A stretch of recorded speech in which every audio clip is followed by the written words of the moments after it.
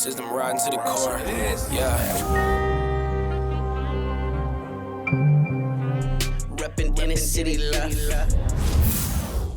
This is the Inner City Left broadcast. Today is Sunday, January 19th, and I am Amin TMK alongside the Inner City Left co-founders, Emoji Lil Tanky Sumler and Da Muscle. Hello, my friends. Happy New Year to you, Da Muscle. How is everyone doing today? Happy New Year. That was not... I mean, that was so much enthusiasm. Oh. Look, I'm Jewish. There's a couple New Years, right? And Korean to boot. This New Year. Okay, how about you, Emoji? How are you doing, man? What's up? Hey, man, I'm lovely. You know what I'm saying? Like, I'm still floating off a little tropical island check-in, you know, even though I'm back in the land of empire and snow. You know, yeah, exactly. No Came back to frigid temperatures. Quite. Walking around, it's like 6 degrees. That's disrespectful, Earth. Don't be that disrespectful with the 6 degrees. Why is the Earth doing this? Okay, so we know what we want to talk about. This was our thought process from the jump. We got to it a bit late, but tomorrow, today, I guess, when people watch this, it's the inauguration day. So it's a perfect time to talk about how Joe Biden, last few months, especially after the election was over and Kamala cut that L, he's been on a little bit of a reign of terror. So let's just talk about this first. Lots of things to discuss, but I want to throw this one at you first, Muscle. Biden did his little commuting. Remember, he was like commuting people of their crimes, commuting their sentences. One was his son, which I'll get to in a second, but I wanted to talk about this person, Mira Shadaiva, a cancer doctor who diluted chemo drugs for patients as a part of an $8 million medical fraud. And he did a little bit of commencing, and it just like, I think that the Biden administration, again, we hear a lot of this from like the right wing, and like, unfortunately, like as leftists, the right wing we're a part of a Venn diagram of we hate Democrats. I'm so sorry that it's like this. But, kind of looking to, like this idea of he's supposed to be the non-criminal president, which, is a hilarious kind of statement, because the Bidens are obviously into a lot. But, what are you in terms of like his legacy in terms of like this corruption and these commuted sentences? Like, what do you see, as his, I don't want to say legacy, but the history as it'll see when we move forward? I think a lot of United States presidents do this, right? They're in their final days of office, and then all of a sudden they want to appear like they're the good guys. Biden has issued a slew of executive orders, notices, memorandums, all in some effort to prove like, I did the best that I could for America. And being like, oh, and I am trying to stop Trump, but you weren't. You didn't really repeal any of what Trump had put into place in the 4 years that he was in office. What I see is that it absolutely takes advantage of the short attention span and short memories of the American public. So then he can say in his last days in office, he did the best that he could, but you were in office for 4 years and you did not shit for the American people. You actually made conditions so much significantly worse and committed multiple genocides across the globe that you were insistent were protecting American interests or this nebulous concept of freedom and democracy. And it's a farce. It's a farce that the New York Times, of course, is playing into, Politico is playing into, talking about what a great president he was and what is his legacy. His legacy is genocide. I just want to talk. There's like a lot to talk about, so I just wanted to point this at you. Do you remember the Sphere ad? Do you remember that? emoji, like where they, No. it was remember the sphere? I don't know. I if you just guys can remember see it that. costing hell a lot. Yeah. Remember in the MMA, because we're coming off of 311, Yeah. right? And we're going to talk about our MMA fandom. And they did the sphere. That was the O'Malley and Dashvili card. Yeah, so that's right. So it was $450,000 a day. This was remember the $2.5 million they raised. Let's talk a little. Can a little bit of just about this, the ultimate failure of like the Kamala Harris vibe, and just the more corruption within the Democratic Party. I mean, to me, it just goes to not understanding how presidential politics really work. I mean, she didn't have any real ties to any real community. She hadn't built any real power bases anywhere. You know what I'm saying? Everything was a very loose and fast connection. Beyonce comes up for one day when you're in Texas. Megan Thee Stallion comes on stage with Quavo in Atlanta, right? And that's just what it felt like, a concert. It felt like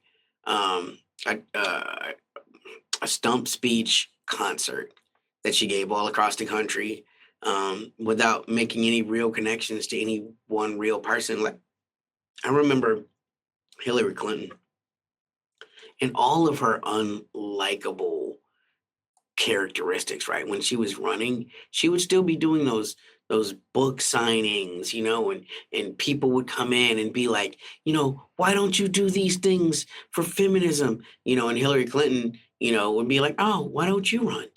But like not clowning you, like clowning you in a way where it's like, oh, this is great. Why don't you do something? Right? Imagine how much more personal even that is, though. You're having a personal interaction with this person that's running for president. Whereas with Kamala, you're not even making eye contact. You're not on any type of a personal level. You just shouting down from the broadcast, I'm speaking, right? But it's supposed to be a conversation with the voters. So you never made time to hear anything that was their real concerns. You went with what your focus groups told you were the important things. This is what the messaging is, without any type of nuance for the communities that you would be going into, relying completely on the presumption of familiarity offered through identity. Right? Like, I'm a Black woman, I know what's best as a woman, but you're not a mother. And you're telling mothers that, maybe their ways is wrong, right? You got auntie vibes, but you trying to be a mamala, but you got auntie vibes, though. But you don't have no kids, and you chose to choose your career, which again is a choice, right? But then you don't get to run with that thing, right? Whereas, like, again, this is the opposite of a Hillary Clinton. These are my views because I'm a mother and I'm a grandmother and I'm worried about the future. Like, she's really able to do that, right? Whereas Kamala's not able to do that at all. I was talking to you earlier about, just how many tenuous connections even I have to the Clintons because of how big their machine is, right? Like, oh, there's this person I worked with who was a close personal friend of the Clintons and worked for the Clinton Foundation, right? Like, you can't do those kind of things with Kamala. She just doesn't have that kind of a ground game anywhere. Like, not even in California where you come from. It's obvious that you were somebody's project and they moved you along, right? And that's not to say the Republicans don't do that. That's the vice president right now. He's somebody's project and they're moving him along. You know what I'm saying? But to assume for a second that Trump's vice president has some type of real ties to community is just not true. Like, the communities he comes from, he's kind of like an outcast. They don't really like him there, right? And Kamala has that same kind of vibe. Like, in California, people, you're not beloved in California. Most of the people that remember you from your California days have a negative feeling because of the way that they impacted with you as a prosecutor, So, I mean, it's all vibes. We joke about it, and it seems like, oh, we're not taking it very seriously, but we took it way more seriously than Kamala did. It was never a surprise to me that she didn't really have a chance. Yeah. And Joe Biden has the history of the crime bill. So you have the crime bill, and then you have a district attorney that's involved. Like, don't you see that this is not something that your base is really interested in, or at least wants to be addressed? Because it seems like as soon as Kamala ran, everyone was rushing to be like, well, she didn't have that many cannabis. 1,500 people were tried, but only 200 were convicted. It's like, why is that a flex? She chose to pursue these very minor, petty cannabis charges, even though they had very little success of being You're not found really guilty. a boxer because mostly when you boxed, you lost. You're still a boxer. Flex. You just weren't a good boxer.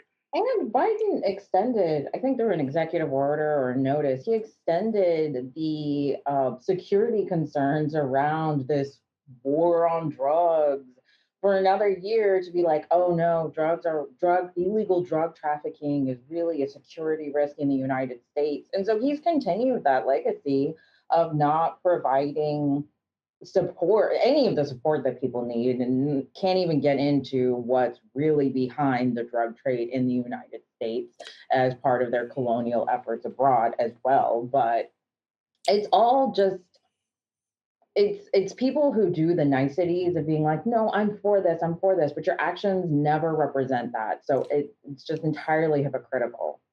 Yeah, I mean, and I just want to say again, right, talking about Kamala with her prosecution of drug offense. Like, first off, the California economy would fail without marijuana. I mean, it would not be viable. Like, so much income to the California government is made possible through transactional capitalist access to marijuana, right? And this goes back to, once again, how the Democrats keep trying to figure out why they can't make a connection to young people. But the Democratic Party is always the party of no. You think it's the Republicans, but it's the Democrats, right? Instead of being the cool, hip prosecutor, right? Already a very tough thing to pull off, right? Who's like, I refuse to prosecute marijuana crimes in California, right? You went along with it, You could have been, that would have been such a fig leaf, when you ran for president, I personally went against the grain with the system and I fought for decriminalization all the way. You can't say that, right? And what I mean when I say the Democrats are the party of no, they're the ones that take away all the fun things that the youth love. Youth love smoking a little bit of weed. Youth love listening to raunchy rap music, right? That's taken away from you by Tipper Gore. Youth love playing video games. That's taken away from you by Lieberman, right? These are all Democrats. What about TikTok? I mean, that's the freshest example. Away by Joe Biden. The Democrats are the party of no. They take away all the fun things that young people like. And so Democrat when you're young already, it's like, these guys are kind of square. They don't really get it. There's no need. There's no impetus for young people to want to attach themselves to the Democratic brand because it's always seen as a bit of a fuddy-duddy brand. And Kamala's just the latest iteration of that. Yeah, let's. There's a lot I want to talk about, but let's get to this because I think this is also, again, a part of the last reign of terror of Joe Biden. We are now went through several different escalations within the Russia-Ukraine war, including seeing a new type of weapon called the Orishnik. I want to I'll give this to you, Tanky, and then I got another question for DeMuscle. But just how close and how far, and now in hindsight, as we're seeing sort of these conflicts possibly die down for a moment. I don't want to speak too much to that, but they certainly were highly escalated in the last few months by Joe Biden. Can you just talk about a little bit of that perspective now as we look back at the escalation in Ukraine? Something that comes to my mind off the quick is like we've joked about it for several months now, the kicking the table over. You know what I'm saying? Like every day it's been a new escalation. So the thing that's not supposed to be changed by war, ironically, is business. Business is supposed to be business. Joe Biden, who prides himself on being this great environmental president, right? blew up the Nord Stream, or had it blown up, or knew about it being blown up, right? That I don't want to get to the fine, tooth comb of who know what, but he knew something, right? This is the biggest environmental catastrophe probably that's happened in the world in the last 10 years. And if it isn't, I would say the second biggest would be the Ukrainians blowing up that dam, right? Huge environmental contamination. All that water that washed through, people lost their livelihoods, they lost their homes, right? All of this is stuff that happened under Joe Biden, but it's been particularly egregious since the war. The election has been lost. Right? He's authorized long-range missile strikes into Russia. He allowed and empowered an actual invasion into Russia. The latest thing is just this January 11th, there was an attack on the Turk Stream pipeline compressor, right? Because again, once the Russians weren't allowed to move natural gas to Europe anymore through Ukraine, they rerouted their oil and sent it through what's called the Turk Stream. Once again, another mysterious attack, right? Because and you can argue like, oh, they just don't think people should be doing business with, but it's not illegal though. Like these are legal contracts, and this is an environmental catastrophe when you release all of this carbon into the air. And there's also the cui bono, who gains? Who's the largest competitor for cheap Russian natural gas? It's the American compressed natural gas companies. And Biden has authorized all of this.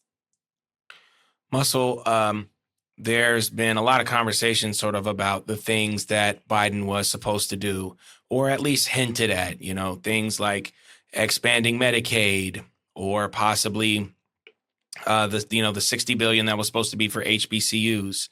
And so much of this money that we, now we can't afford any of these things, minimum wage, we can't do that, unfortunately.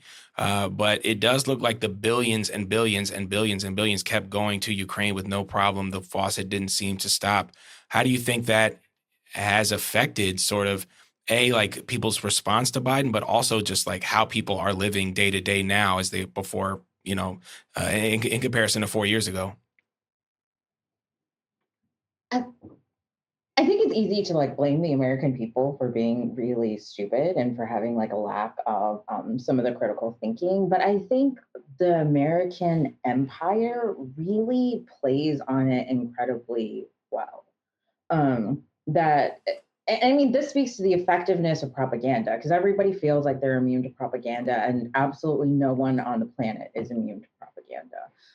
Like none of us are immune to scams. And this is like one of the biggest scams that the American empire has run, which is, first of all, we're the richest nation in the world. And so then it is our obligation as one of the richest, most powerful nations in the world to somehow police the entire globe. Is the first big lie. And so then because we have to really like help everybody with freedom and democracy across the globe, we need to spend billions and now trillions in the Department of Defense. What a misnomer. And so what Biden really plays on for this is that there was this great need.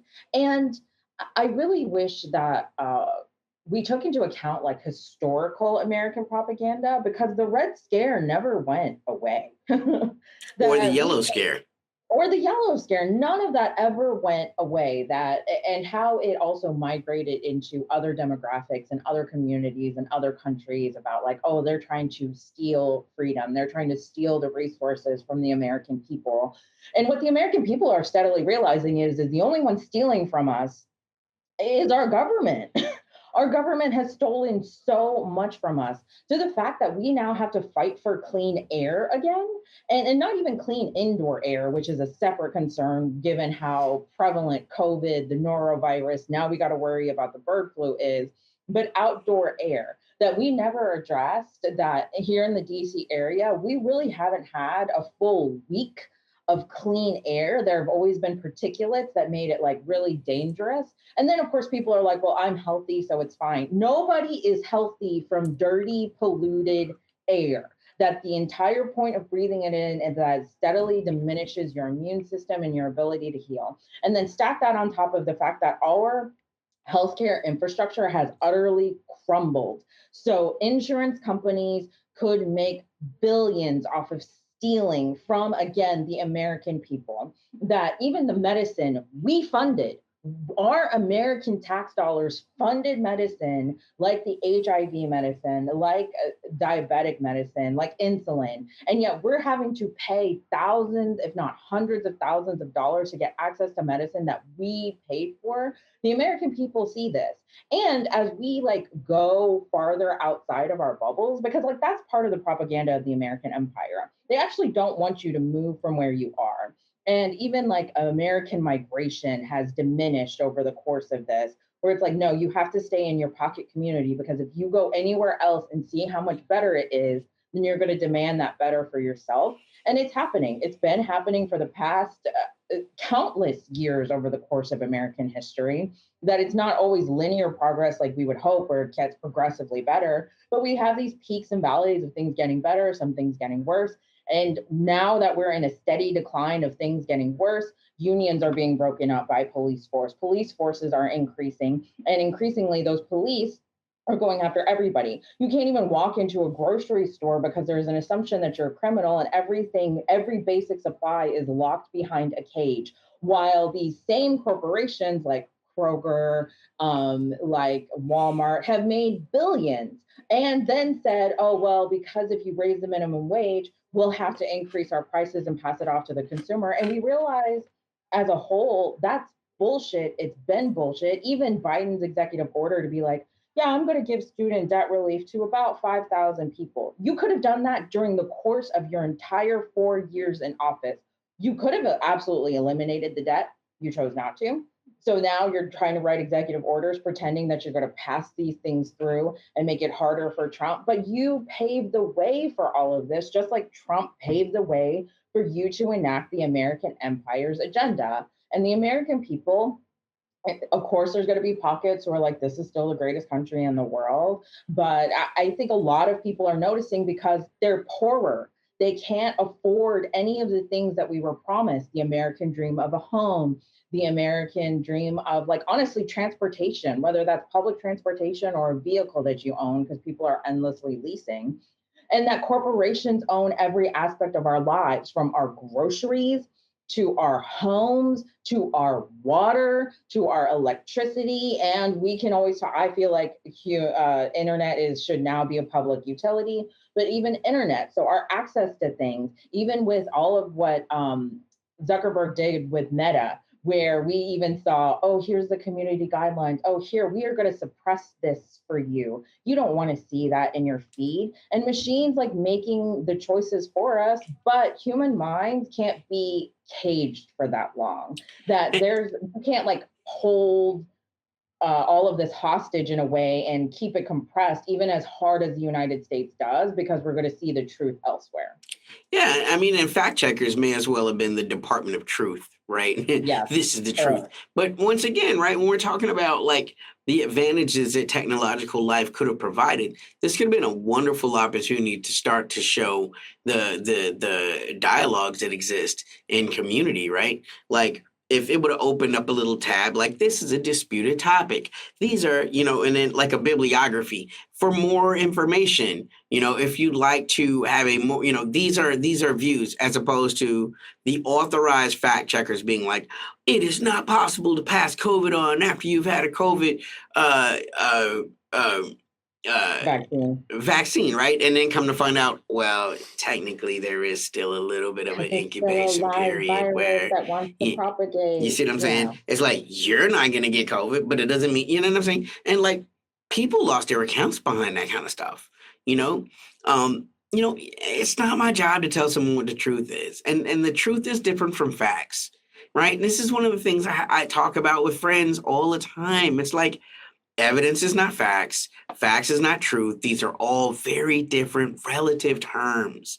And these are all different things that are controlled differently by the American government. And COVID is a great example of that, because not just people losing their accounts, people are losing their kids because the government has Right. denied COVID exists and that long COVID exists. So then Yeah. those kids who are experiencing long COVID symptoms and can't go to school are being further punished for a lie that our government perpetuates and continues to perpetuate around the bird flu and around this norovirus that's going around, where they're like, oh, don't worry about getting sick. You should have spent those billions on improving every federal and public buildings HVAC system and indoor air system. And people are going to care again right now because Trump is the president. And this is the reason why, like, when you ask, like, what is the legacy of a Biden to me? It's the legacy of being perhaps the most dangerous, worst president of my lifetime.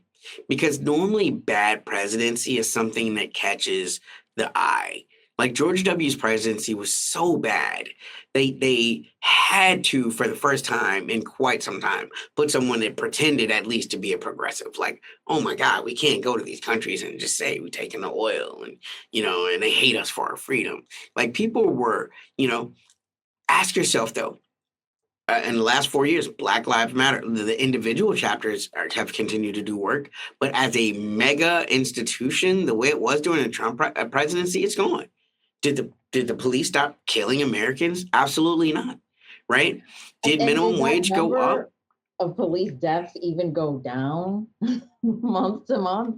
Right? So all of this activism, it literally dies under a Biden because it's no longer any clout to be got from showing the ways that a Democrat has failed. Like from the top down, all of the money that was there, is gone now. So you don't have those people, those high level, very well-known activists out there. Look, the people that's on the ground doing the work, they always will. But those are people you mostly don't know anyway. You know what I'm saying? Like those people are egoless and they're doing the work on the ground. They're building community. It's not about their names. But the big names, and I don't need to name them because you know who they are. You know who you haven't seen in the past 4 years. That goes away when a Democrat comes into power and people essentially go back to brunch. Yeah, I think maybe we haven't touched on maybe the biggest reason why the Biden-Harris campaign or Harris, what was the guy that she even was? Waltz. Waltz. Oh, man. Tim Waltz. What a forgettable person. Yeah, it seems more and more as the data comes out that people were upset with the G side in Gaza. And we talked about the funding of Ukraine, but also about the funding of, the IDF and the Israeli military G side organization that they have basically put together over the last, year and some. And it seems that a lot of people who were waffling, between do I vote Democrat, do I go third party, whatever that may be, starting to see the ceasefire agreement brought to you by Donald Trump. Unfortunately, they saw that maybe, their vote for Kamala was all for naught. There was no working constantly on a ceasefire. Every last little piece of respect I have. It happens every election when it comes to like the activists that work constantly. Like you were saying, Emoja, like we work in 365. It doesn't really matter what the election is. We work in 365. And there's so many activists who are doing that, so many community organizers, so many journalists. And you're always hit with this sea of people that pop up every 3.5 years to tell you how wrong you are. And now they're going through this. I don't know. They're not going through it because they are in their own. Their brands don't even allow them to acknowledge buyer's remorse. Well, I don't apologize for what I did. And they act like they don't have that tinge of fascism. It's like y'all are unable to admit how wrong you were. So now you have all these Democratic voters who voted for a G side that, have that blood on their hands. And it is unfortunate because, it just seems like they are going to fall deeper and deeper and deeper into this new blue wave, whatever it goes to, Gavin Newsom kicking out homeless people and then saying how they're going to create a whole new version of LA. They're going to reinvent LA. Like, we know what that means. But Emoja and then DeMuscle, maybe you guys could talk just a little bit about, the Biden and Harris and Waltz kind of campaign failing over and over again on Palestine. Yeah, I mean, the thing is, and it's a complicated thing. It's Donald Trump is no peacenik, and people keep trying to. But like when this guy who isn't probably an extreme narcissist is still able to, just through the strength of his will, bring about these things that the Democrats said were not possible, right, or unfeasible, Kamala Harris once again proved that she's not a progressive. It doesn't matter what your views are on any other subject in the world. If you're willing to overlook genocide, you're not a progressive. You're just not.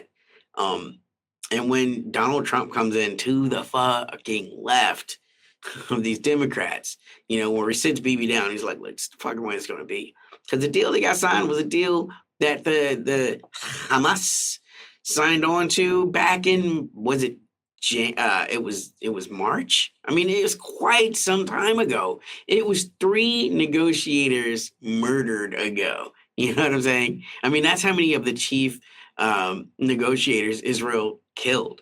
And then you get Biden come on TV talking about, and I sat down with Bibi, and I was like, look, you can't bomb entire cities. It's wrong. And Bibi's like, but isn't that exactly what you did with Germany? And you dropped the nuclear bomb? And I was like, you're right. Like, bro, you admitting to war crimes, bro. Like, and you telling me you getting out negotiated by this dude who is on the run in Israeli society, ducking warrants, like not just the ICC and ICJ, right? You got warrants internally. Right. You know what I'm saying? You got warrants in your county before you got to worry about a state. It's a lot of, and so it just goes to show you the vapidness and the emptiness of all of the human rights conversations that Democrats use. They can't make it like the Republicans are the disgusting ones. When you funded babies being destroyed, killed is too kind of a word. They were destroyed. There's rumors that thermobaric weapons are being used in Gaza, which are vacuum bombs, which disintegrate bodies. And the thing is, though, is that it happened before Biden, Harris, and Waltz, even before Trump. We have to look at the history of the United States.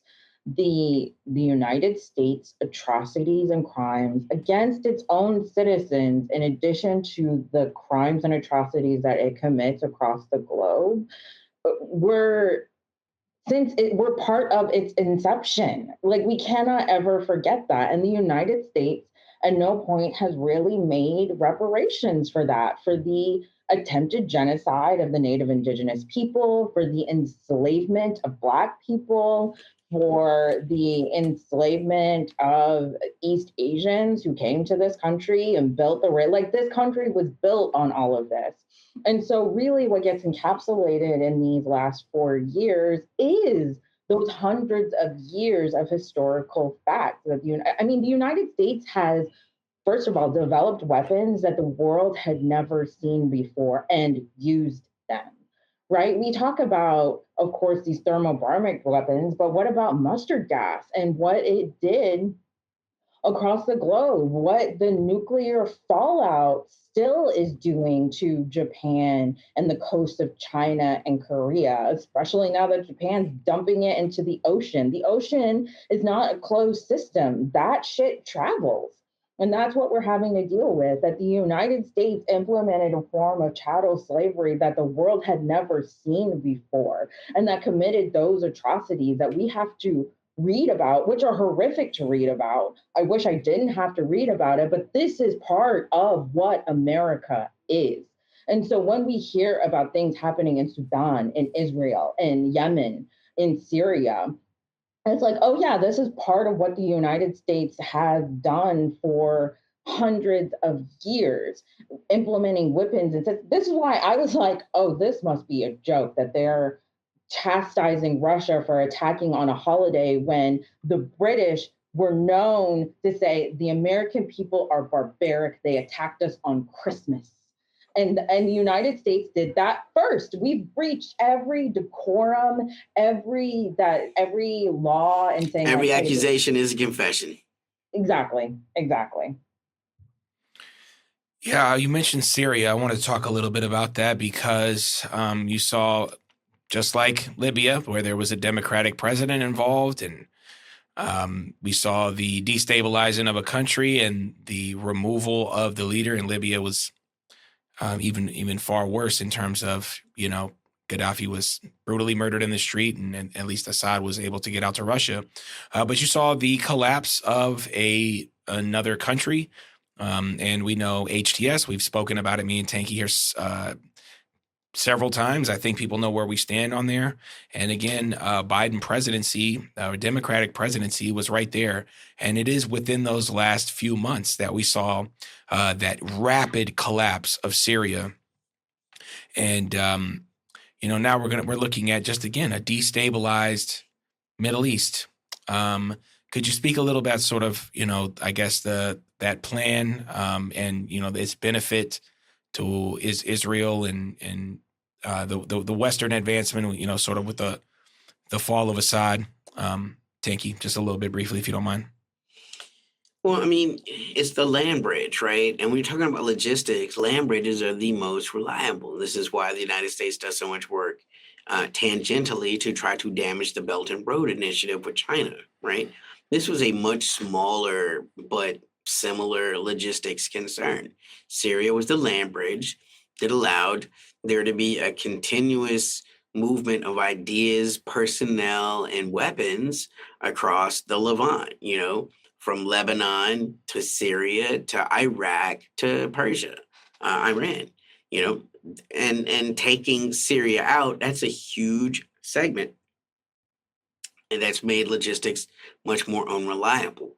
You don't really fear going to war with Hezbollah, right? If you know that they ain't got nothing left. They've used all their stuff and they can't re-up. They can't get more soldiers easily. They can't get more finances easily.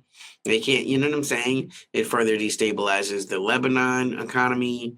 And so that's what Syria was about. Syria was never about, oh my God, we don't like Assad. Assad was as westernized an Arab leader as you were inclined to get.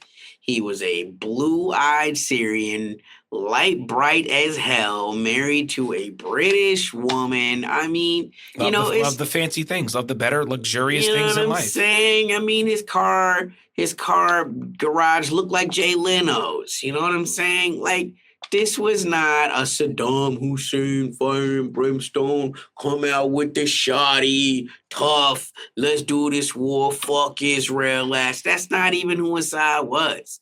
Like, people need to portray him like that, but you do yourself a disservice. You prove that you don't really know who Assad was. Assad was kind of a softy. Like, he wouldn't have got the respect of the old Baptists. You can't see Nasser, Gamal Nasser having no respect for this man. You can't really. He didn't have respect for Muammar Gaddafi or any of those old Baptists. They saw him as a soft ass, Western leading. Again, Syria was part of the United Nations Security Council in 2010. I mean, you know what I'm saying? How the mighty have fallen. Like, and that would have never happened if they thought this was like Iran or something like that. It was the moment that he began to not absolutely distance himself from the Iranians that he became a threat, and they had to get rid of him. And they did. And it makes the resistance that much less secure. There's still sea routes. The Houthis can do what they can do, but the Navy, I mean, look, you can get in the way of the Western navies, but you can't really destroy them. And that's what the Houthis know. You can irritate them, but you can't realistically have a logistics lane through the waters. Not when NATO forces and their allies are there. You know. Yeah, let me ask you this, the muscle, because I've been dancing around this question a little bit because it's the most salacious, but it's got to be spoken about. A person who wrote the crime bill, a person whose vice president was a former state's attorney, has basically pardoned his son, Hunter Biden, for any crimes over the last 10 years, very specific about that. You know, we heard a lot about this. I don't know if you remember this. Donald Trump Jr., well, you can't do that with you can't have your family be a part of politics, and you can't have Jared Kushner. He's a businessman, and they're using their crony capitalism. And then I have to now see Hunter Biden, basically the things that he's accused of are like pretty bottom of the barrel type things. But the things that we think he might be accused of are even worse. And I don't want to go down that because, again, I don't have any lawyers or evidence, to present, but I do know the things that I see. What was your kind of thoughts on what do you think, overall? I mean, these Democrats are going to say now when we look at them talking about the sons and daughters and people, the family of Donald Trump are corrupt, yet Hunter Biden was basically given a free pass to do anything he wanted in the whole world for the last 10 years. It's again so endemic of America and what it represents and what it stands for. I know there's been a mix where people were like, well, if that was my child, of course I would pardon them. And it's like, sure, but then why can't President Biden pardon the millions of actually innocent people who are being illegally incarcerated right now, who are being detained for no reason in some cases, and that we still have the concentration camps at the border? None of that is getting pardoned, and we know that they're innocent. We always have to have empathy for them, but they never have empathy for us. Exactly. And so it's like this really weird moral and ethical high horse. Of course, Biden is not the first president who's pardoned a relative. We could go all the way back to Abraham Lincoln pardoning his relatives. That's fine, whatever. I think it's ridiculous because, as you pointed out, as both of you have pointed out in previous podcasts too, what does crime represent? If you're hard on crime and then your exception is your family members, your relatives, you yourself are allowed to commit atrocious war crimes across the globe, and we have to just forgive you. And I think it's something that whiteness does too, where white supremacists absolutely feels like they are and eternally victimized by the systems, but they're always good at heart. And it's a Christian sentimentality too, right? The law doesn't count. It's just like what they said with Bibi. Well, the law was never meant for Israel. Oh, but the law was meant for me though. Huh? I want to just in general, like I want to reject the statement that if it was my son, I would let him out of prison. I would have pardoned him. No, I wouldn't have. I don't see that. I see that you're supposed to be a leader of a nation. You're supposed to be held to a higher standard. So that means if your son or your daughter or whoever the heck in your family does criminal behavior, okay, mind you, it wasn't like he was fighting for the rights of the indigenous. It's not like he was at the local prison, trying to get somebody out on bond, bagging his brother's fucking wife. The things he's doing are criminal behavior. Yeah, and I can't speak to it. I do not have children. I do not want children. I have different nieces and nephews. And so I can't speak to what like a parent feels they have to or don't have to do. I just think it absolutely speaks to the hypocrisy of American leadership. I don't even know what we can call it. Like the American government is a bunch of hypocrites. They keep saying that they're hard on crime. We have to stop illegal drug trafficking. We have to protect our democracy. And at every point you become a hypocrite because, there's always an exception. Because of course, humans are not linear. We don't fit in perfect boxes or labels, that we are full of the entirety of every human experience that has ever been concocted up to now. And that full of even more possibilities beyond that across the universe. And so if we allow for that, then sure. But as president, he didn't do right by us as the American people. He did right by the oligarchs and the technocrats. Like he did that. So he absolutely felt beholden to the American machinations of empire by extending NATO and pushing Ukraine into war with Russia and trying to push Taiwan into war with China by exacerbating and by committing genocide in Palestine to exacerbate relationships with Jordan, Iran, Syria. Like that's what he stands for, and that his son was part of it. To me, it's not that he pardoned his son, it's essentially he's retroactively pardoning himself for the crimes that he used his son to commit. And that's it. I mean, that's just a fact. Yeah. I also want to mention this too, because there's this has also been a very symbolic presidency. And towards the end of the like we said, the last 4 months of terror from Joe Biden was like this, I apologize to, about, I forget which indigenous tribe he was talking about. Oh, God. And it's like he's the first standing president to apologize for what the Americans did to the indigenous Americans. And it's like, apologize to my people. Apologize to the black people that you personally fucked over. Yeah. And also, what is the point of an apology? I don't understand. Like, what, what I want an apology when my, niece or nephew, they threw my shoes outside because they thought I'd be funny. We threw Uncle Amin's shoes outside. I'm sorry. That's an apology that I will accept. But this is not like, and another way, like in the world of capitalism, you say this, Tanky, like in the world of capitalism, you apologize with money. Like, I'm sorry, like that's what it is if you're the United States government. So if you're going to. Or power. Something. I mean, either or land back. Money or power. I prefer power. That's power. And land there it is. Power.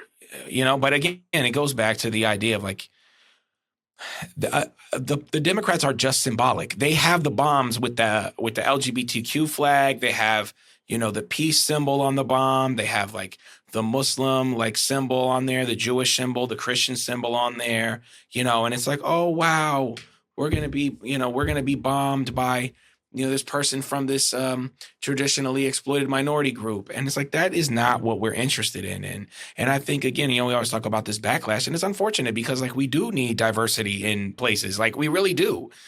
And unfortunately, you have all of this, like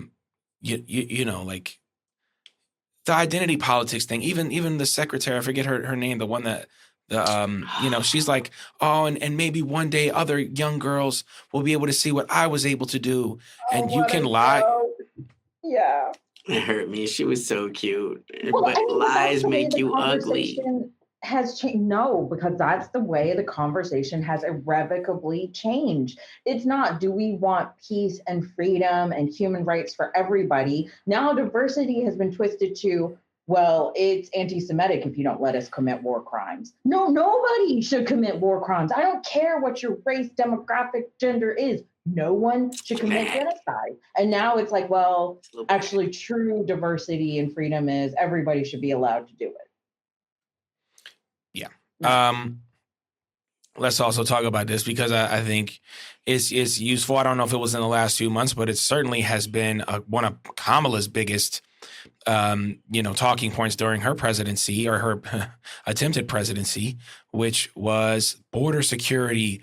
Look how good the Democrats have been on securing the border. I remember this was not just 4 months ago. It was a while ago, but it still comes to mind when we think about Joe Biden, which was, the men on horses with lassoing Haitian migrants whose country has been destabilized again and again, over and over. And sort of like this idea now that the Democrats are actually the ones who are the toughest on border and the toughest on immigration. Tanky and then Muscle, maybe can you comment a little bit like on that? Once again, it's the Democrats cutting off their nose to spite their face just to prove that, the white race can trust us. That's all I see when you say that shit. We could talk about annexing Canada. Why is it okay to annex Canada? Why can't we annex Mexico? If we're going next. Oh, it's just absorbing 30 million more white people as assumed, right? And that's what that is. I mean, the Democratic Party is beholden to the Latino vote. They're beholden to the black vote. You can't win without these demographics.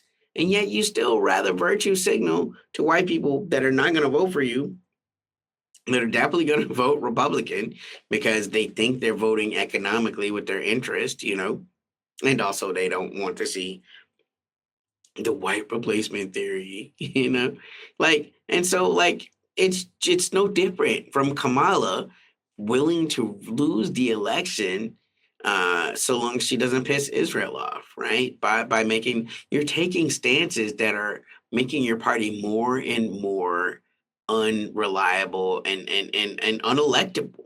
You need to not ostracize the Mexican and indigenous and Latin immigration movements. You need to normalize this. They're in America. Ain't no way to get them out. Like there's no realistic way to get them out. So what you have to do is get them in a place where they can contribute to their livelihood and to American society in a way that benefits the culture. And instead of doing that, you ostracize and you villainize for people that don't like you anyway. It's all part of the moment corporations were considered people and were allowed to vote with their dollars, it was over for elections in the United States. Citizens United. And Kamala Harris and Waltz are a perfect example of why that is, right? Because who are they beholden to? Not to the voting demographics. That what they decided were, okay, well, these corporations and these big groups decided that this is what I should care about. And Harris, honestly, was just in some ways so vapid that she really was like, tell me what the focus groups say. What do the polling say? So let me do what that does. But that's not representative of the American people at large, particularly when we're saying there's activists on the ground that y'all will never know who have made incredible changes for their neighborhood, their city. And if, in an ideal world, their state maybe, but they know that they have to focus on their neighborhood first, their city council, and they're making those moves as best they can. And Harris doesn't care about that because they don't show up in the polls. They don't show up. They don't get called, first of all, to be like, oh, what do you think about this? Like, who gets called?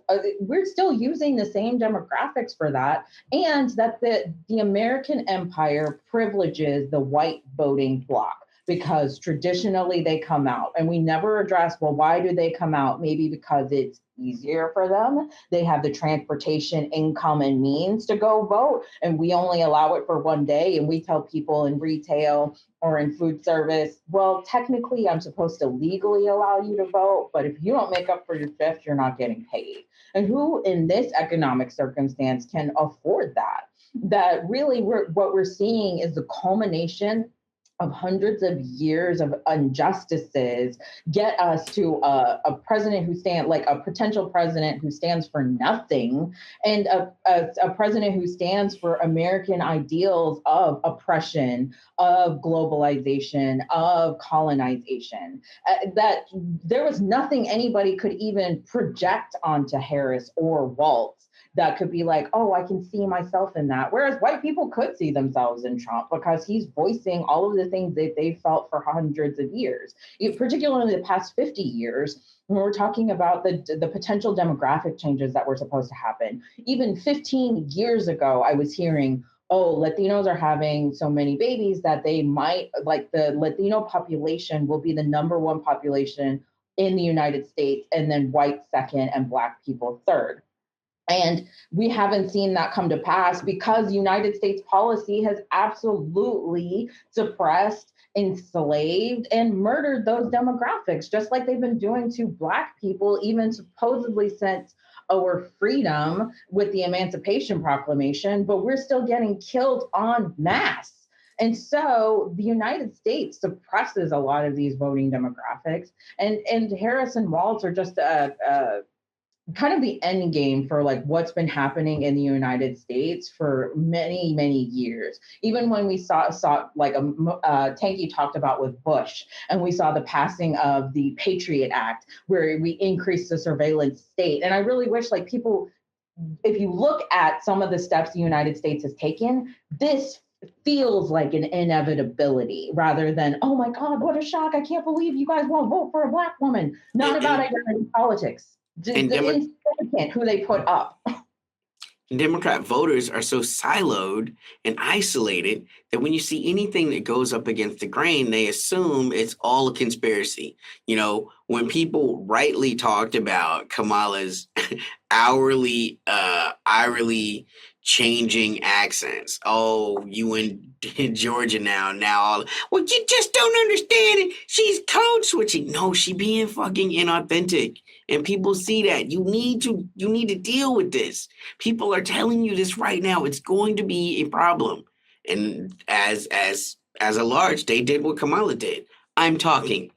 You don't understand. Misogynoir. Like all of these labels that they barely understand themselves, they just throw them out and then they put their head in a hole and they're like, how could Trump win? How could this happen?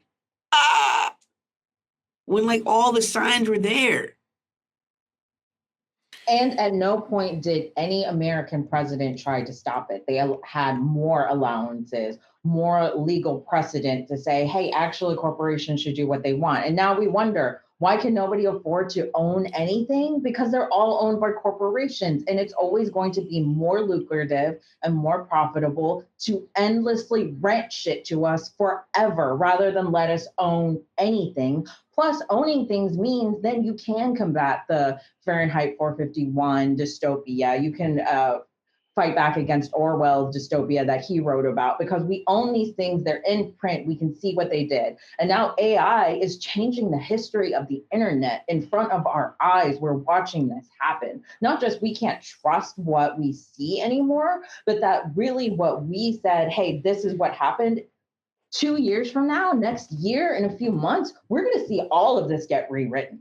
And then, as Tanky talked about too, we're going to get fact checked on it because, oh, an AI said, actually, Biden didn't say that. Oh, actually, Harris and Waltz really fought for freedom and America. And then they say lacking context. That's really where they give us. Mm-hmm. This is lacking context. Which means you didn't portray this in a way that we wanted you to. Exactly. And that's more... Because Harris was an example of that too, right? She never went off script. Somebody handed her a script. She says, this is exactly what I'm going to do. This is exactly what I'm going to say. And we have to see that's what they want from the American people. You have to do what we want. You have to do what we say. You got to buy. Ignore what Chinese people are saying. That's propaganda. That's evil. Russia's really trying to take away your freedom. Why are you starving? Because of the Mexicans coming across the border. And none of that is true, but it's getting rewritten before our eyes. We're demanded to take it as reality and fact. And it's not. It's not our reality, fact, or truth. But we have to be wary against that. And what tools do we have? We still have print books, of course. We still have our communities that we have to create, but we have to find different and creative ways to combat an enemy that continues to evolve. Even print books, I mean, who controls those medias, right? Like when people talk about the liberal media, this is where they are not wrong.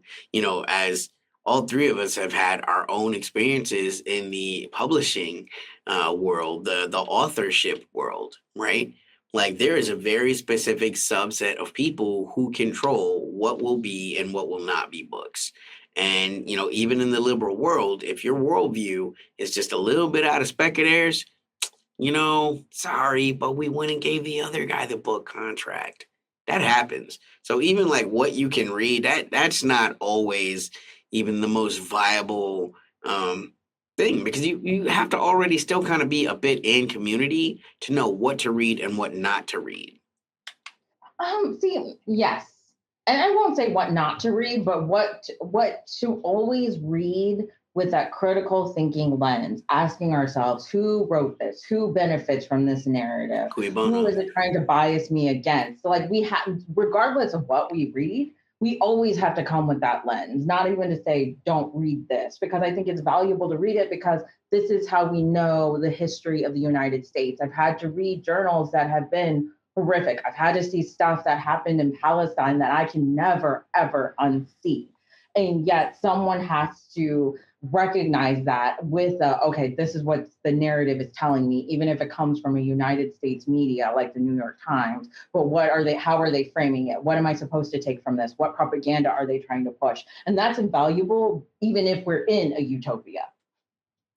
I think there's lots of great reading lists out there. There's tons of, leftists out there that have extensive reading lists. And I think that, the information is definitely out there. Again, if you are in community, and maybe we can throw that to some of our Patreons if you're looking for a book recommendation. Of course, many avid readers on here. I'm looking at Muscle and Tanky more than myself, but we can definitely hook you up with some recommendations that will be useful as you move forward in your whatever. I don't want to say leftist or activist, whatever. We all try to get out in your journey. But let's give a shout out to our podcast listeners, because we're available everywhere you find podcasts, because we're accessible. Dang it. And we're available. Yay, podcast listeners. Yes. Shout out to the podcast listeners. You can't see our lovely faces and the Muscle's lovely avatar profile pic there. Very poignant, I should say. Poignant.